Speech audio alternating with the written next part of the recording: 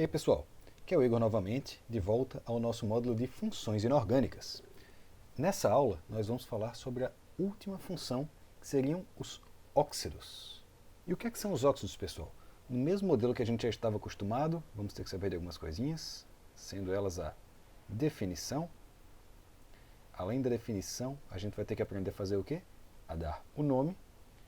E além disso, a gente vai ter que aprender a determinar o caráter. E aí? A definição de óxido, pessoal, é basicamente qualquer composto binário, ou seja, dois elementos, em que um deles é o oxigênio e o outro não é nem o oxigênio, nem o flúor. Ou seja, o oxigênio tem que ser o mais eletronegativo. Então, basicamente, a gente vai ter um elemento aqui, que eu vou chamar de X, e a gente vai ter o oxigênio. E a gente vai ter mais uma coisinha aqui que vai ser relevante. A quantidade do elemento X e a quantidade de oxigênio. Para que isso é relevante, Igor? Isso vai ser relevante na hora que a gente for dar o nome. Por quê? Como que a gente faz a nomenclatura? A gente vai colocar a quantidade de oxigênio, óxido, de a quantidade do nosso outro elemento e X. Como assim? Agora não entendi nada. Ótimo.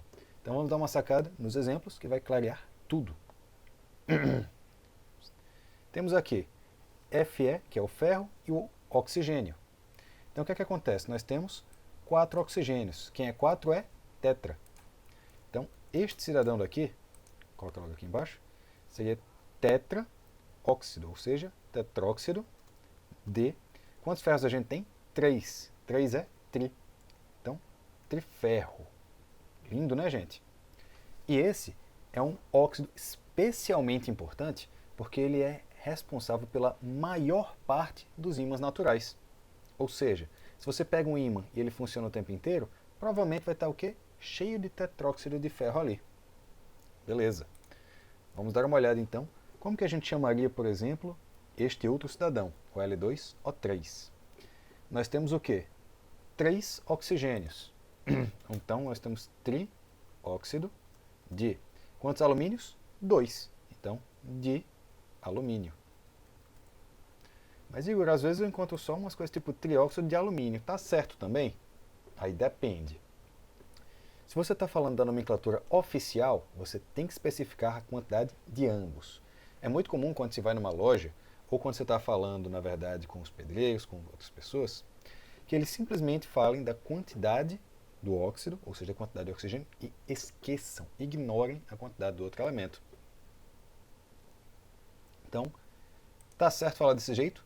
Tá. Tá certo falar do outro? Depende. Na dúvida, então, coloca a quantidade dos dois. Quem só souber falar com o outro, vale entender, apesar de achar estranho. E nas provas, isso aqui sempre vai estar certo. O outro, depende.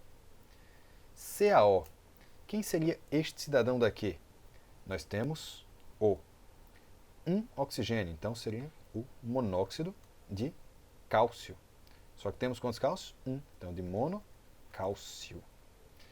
Então, isso aqui é importante, ele tem um nome muito peculiar, cal. Dá para entender por que quando a gente olha aqui, né? Ela é utilizada para muita coisa, desde para corrigir pH de solo, até fazer tintas ou fazer a base, que a gente tinha visto importante, o CaOH2. Tranquilos? E o Al2O3 também é um óxido muito importante, também conhecido como bauxita, que é o mineral de onde a gente extrai o alumínio que a gente usa para quase tudo. Você usa papel alumínio? Vem daí. Você usa carro com alumínio, bicicleta com alumínio, caneta com alumínio, tudo lá da bauxita. Tranquilos? Quem seria este outro cidadão aqui? Nós temos quantos oxigênios? Então, monóxido de quantos zincos? Monozinco. Quem seria este outro cidadão aqui? Temos 2 oxigênios. Então, dióxido de monocarbono. Agora vocês conseguem entender nitidamente o que eu estava falando quando se diz que ignora esse daqui, que a gente conhece ele como gás carbônico ou simplesmente dióxido de carbono. E percebam que tem... Quem seria este outro cidadão aqui? O NO2. Ele seria o dióxido, já que temos 2 oxigênios, Quantos nitrogênios? Um. Então, mononitrogênio. E esse daqui, gente, é o nitrato. É ele um dos principais adubos que nós temos. É ele que é utilizado pelas células. É ele que é utilizado pelas plantas para garantir que a gente tem o quê? Nitrogênio nas nossas células. E aqui nós temos quem? O MgO. Quem que é esse daqui? É o monóxido de magnésio. Onde que a gente encontra isso aqui, pessoal?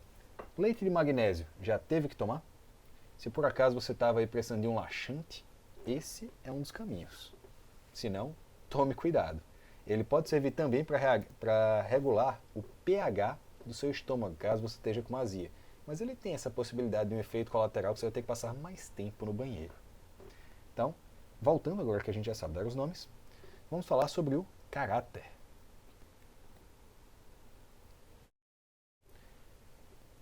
Igualzinho ao que a gente viu lá nos sais, ele também pode atuar como um ácido, ele pode atuar como uma base, ele pode atuar como ambos e ele também pode atuar neutro.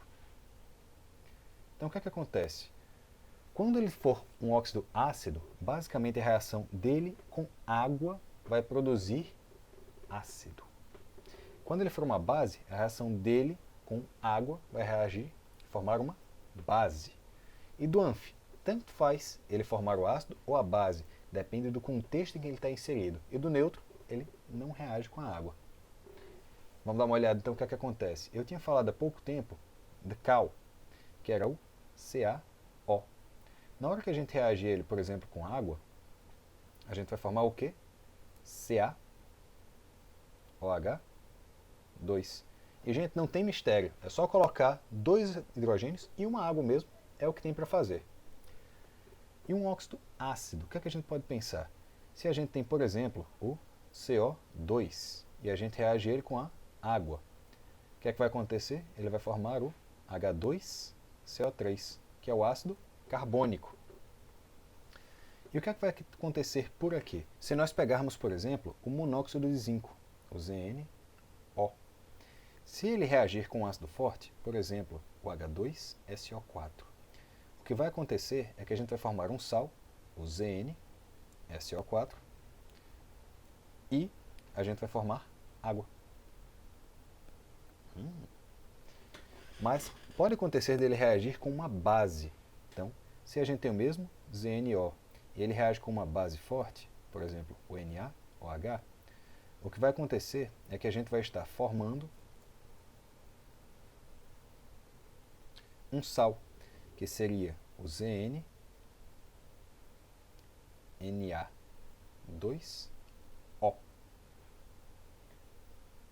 Então, nesse caso, a gente precisa, inclusive, de 2 NAs aqui. E, além disso, a gente formaria a água. Então, perceba que, de acordo com quem ele reage, se ele está reagindo com um ácido, ele se comporta como base. Se ele está reagindo com uma base, ele se comporta como um ácido. E no caso dos óxidos neutros, nós vamos ter apenas alguns. São eles o monóxido de carbono, que não reage com a água, o NO, e o outro é o N2O, que seria quem? Um oxigênio, monóxido de dinitrogênio, e o outro é o monóxido de mononitrogênio. Tudo bem? Então, isso define o caráter, mas nos óxidos tem mais uma coisinha para a gente saber. Tem alguns tipos especiais de óxido. Nós vamos ter então essas últimas duas categorias, que são quem? Os peróxidos e os superóxidos. Nos peróxidos, o NOx do oxigênio vai ser igual a -1. E nos superóxidos, o NOx do oxigênio vai ser igual a -0,5. Perceba, meio elétron. Então o que é que acontece? Os óxidos, os superóxidos, eles derivam do íon O2-. Geralmente eles vão estar acontecendo com o quê? Um metal e o oxigênio aqui. Exemplos, o NaO2. A gente sabe que o NOx do Na ele é +1 porque ele está na família 1A. Então aqui ao todo a gente tem 1, ou seja que tinha que ser -1 distribuído para cada um dos oxigênios menos meio. E já nos peróxidos, nós temos um outro exemplo que é muito comum, que é a água oxigenada, o H2O2. Não está 100% errado você chamar ela de dióxido de dihidrogênio, mas o fato é que ela é um peróxido, então ela recebe um nome especial. O que é que acontece? Ela tem NOx menos 1, por quê? O hidrogênio também é da 1A, então ele tem NOx mais 1. Ao todo, então, aqui nós tínhamos 2, então que só pode ser menos 2, ou seja, cada um ficou com menos 1. Então, pessoal, não é que vocês precisem saber quais são todos os peróxidos e superóxidos. De modo geral, vai ser avisado para vocês o peróxido ou o superóxido de algo. O único que vocês realmente precisam se preocupar é com a água oxigenada, que por ser um peróxido comum, não se vai falar nem se dar a fórmula.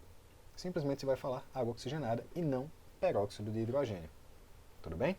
Então, pessoal, para fechar, antes da gente ir para o nosso quadro de resuminho, nas palavras-chave, como que a gente faz para saber se ele vai ser ácido, básico, anfótero ou neutro? Neutros são realmente só as exceções, mas os ácidos é basicamente se ele reagir com ametais. Se ele reagir com o pessoal da 1A ou 2A, com os metais, ele vai formar base. E se ele reagir com os metais de transição, ou seja, o pessoal da família B, ele pode ser um anfótero. Então, como ficaria uma representação da tabela com isso? Ficaria uma coisa mais ou menos assim. Se a gente desenhar aqui a tabela,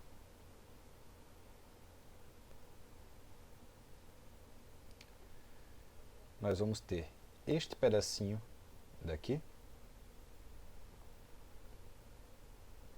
grosseiramente, vai fazer as bases. Este pedacinho no meio é a família B, então esse pedacinho aqui vai fazer os anfóteros.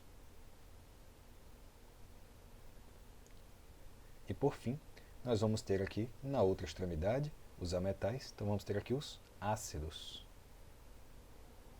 Grosseiramente vai nisso, pessoal, mas vamos lembrar, por exemplo, que o alumínio vai estar aqui na família 3A e ele forma metal. Então, fica a dica, caso você saiba que é um metal, vai formar uma base, a não ser que seja um metal de transição, que ele vai ser anfótero. Tranquilos? Então, vamos agora para o nosso quadro resumo, em que, lembrando pessoal, o que é que a gente tem para fazer aqui? A gente tem que olhar para cada um deles e a gente tem que saber explicar o que é que eles têm a ver um com o outro. Caso você tenha ficado em dúvida, volta aqui para a aula, se não, tá de boa, explicou, revisa mais um pouquinho que vai ficar fresquinho. Nossa revisão então para a prova vai durar 8 minutinhos e a gente garante que vai estar de boa. Tranquilos? Então, até a próxima, boas listinhas para vocês.